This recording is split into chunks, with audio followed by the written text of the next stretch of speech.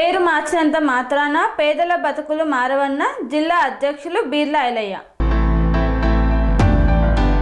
పథకాల్లో గాంధీజీ పేరును తొలగిస్తారే గాని భారతదేశ పేద ప్రజల గుండెల్లో మహాత్మా గాంధీజీ ఎప్పుడూ ఉంటారన్నారు. కేంద్ర ప్రభుత్వ సంస్థలను గుప్పిట్లో పెట్టుకొని గాంధీ కుటుంబంపై కక్ష సాధించడం కోసం మోదీ, అమిత్ షా చూస్తున్నారని తెలంగాణ రాష్ట్ర ప్రభుత్వ విప్ ఎమ్మెల్యే బీర్ల ఐలయ్య మండిపడ్డారు.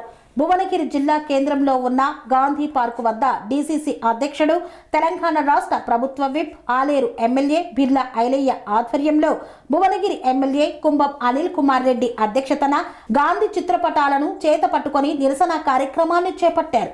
ముందుగా మహాత్మా గాంధీ చిత్రపటానికి పూలమాల వేసి నివాళులు అర్పించారు. ఆ తర్వాత నిరసనలో రాష్ట్ర, జిల్లా, మండల స్థాయిలో పెద్ద ఎత్తున కాంగ్రెస్ పార్టీ శ్రేణులు పాల్గొన్నారు. ఈ సందర్భంగా బీర్ల ఐలయ్య మాట్లాడుతూ గ్రామీణ ప్రాంత ప్రజలకు జీవనోపాధికై 2005లో ఆనాటి యూపీఏ ప్రభుత్వం మహాత్మా గాంధీ జాతీయ గ్రామీణ ఉపాధి హామీ చట్టాన్ని తెచ్చిందన్నారు. మోదీ హయాంలో ఎన్డీఏ ప్రభుత్వం ఉపాధి హామీ పథకం ముఖ్య ఉద్దేశానికి తూట్లు పొడుస్తూ పేద ప్రజల పొట్ట కొట్టేలా VBG RAM G Viksit Bharat guarantee for Rozgar aur Ajeevika mission పథకాన్ని తెచ్చిందన్నారు. గతంలో ఉపాధి హామీ నిధులు 100% కేంద్రమే భరించేది.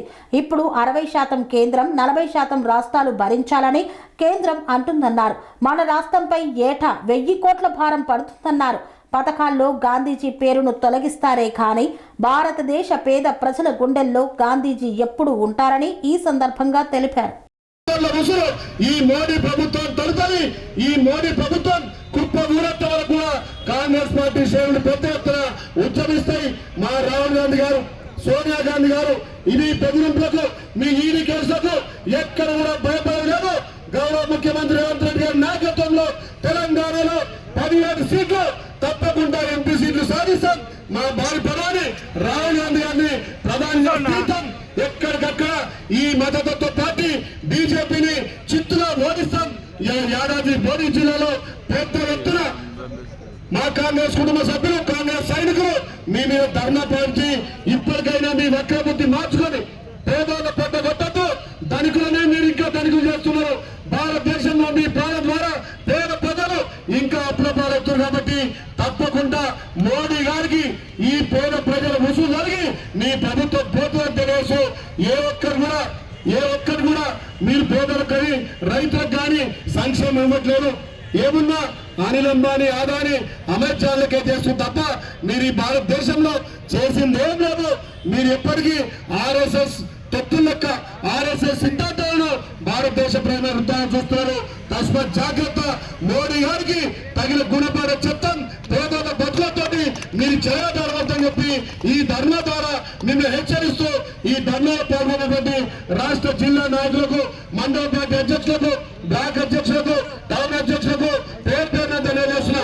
జై కాంగ్రెస్, జై కాంగ్రెస్. భారతదేశంలో ప్రతి పేదోడికి పని కల్పించాలి, వలసలు నిర్మూలించాలి, వాళ్ళ సొంత గ్రామాల్లో వారికి పని కల్పించాలని చెప్పి ఆనాటి యూపీఏ చైర్పర్సన్ సోనియా గాంధీ గారి నేతృత్వంలో ప్రధానిగా మన్మోహన్ సింగ్ గారు 2005లో పేదలందరికీ సంక్షేమమే లక్ష్యంగా ప్రతి గ్రామంలో పని కల్పించాలని చెప్పి ఎంజీఎన్ఆర్ఎస్ పథకాన్ని తెచ్చి ఇలా పేదోడి పుట్టనిప్పినటువంటి యూపీఏ ప్రభుత్వం ఇలా పేద ప్రజల గుండెల్లో గాంధీ గారి పేరు చిరస్థాయిగా నిలిచిందని చెప్పి పేరు మార్పు చేయాలని చెప్పి ఈ భారతదేశంలో ముఖ్యంగా ఆర్ఎస్ఎస్ సిద్ధాంతాలను అమలు పరుస్తూ ఇలా ఈడీ కానీ, సిబిఐ కానీ, అదేవిధంగా ఈసీని కూడా వాళ్ళ చెప్పు చేతుల్లో వాళ్ళ జైలు సంస్థల లెక్క ప్రజాస్వామ్యాన్ని కూని చేసి ఇలా పార్లమెంట్ లో మీకు మెజార్టీ ఉందని చెప్పి ఇలా పేరు మార్చే కార్యక్రమం చెప్తున్నారు.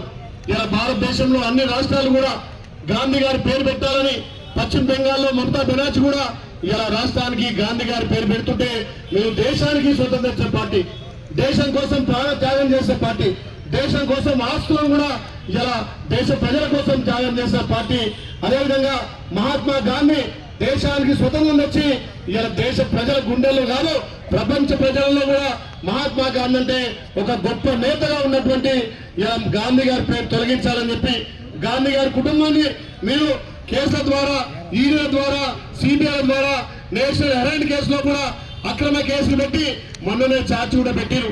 మరి ఇలా దేశంలో చూస్తుంటే మతతత్వ శక్తులు మతాలు కులాల మధ్యలో చిచ్చు పెట్టి ఇలా అధికారంలోకి వచ్చిన మోడీ గారు కూడా పేద ప్రజల మీద ఉక్కుపాదం మోపుతున్నాడు.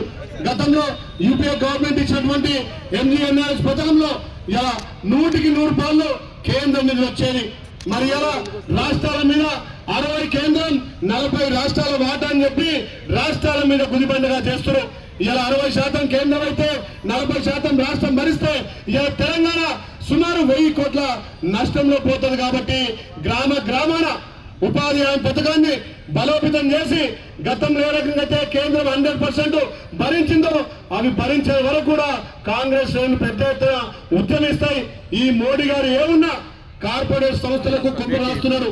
ఇలా పేద ప్రజలు పొట్టగొట్టి అనిల్ అంబానీ, ఆదాని, అమిత్ షాలకు ఊడిగం చేస్తున్నాడు. దేశ సంపదను దోచిపెడుతున్నాడు.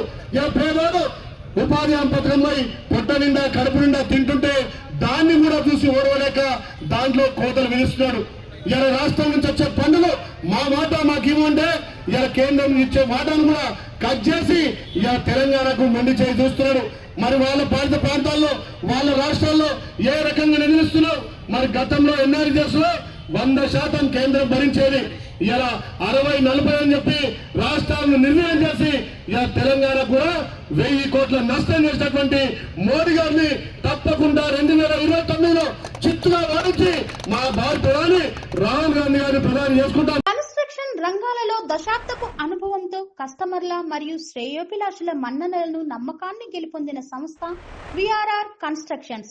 నాణ్యతకు నమ్మకానికి మారుపేరు VRR constructions. Independent houses, apartments, villas అన్ని రకాల హంగులతో అలరించే అద్భుతమైన వెంచర్స్ తో పాటు అందరికీ అందుబాటు ధరలో సొంత ఇంటి కలను సాకారం చేసే నమ్మకమైన సంస్థ VRR constructions. Please visit VRR constructions, Varatex Plaza near Radhika Theatre, ECL X Road, Hyderabad. Call to 9100885551 91008855.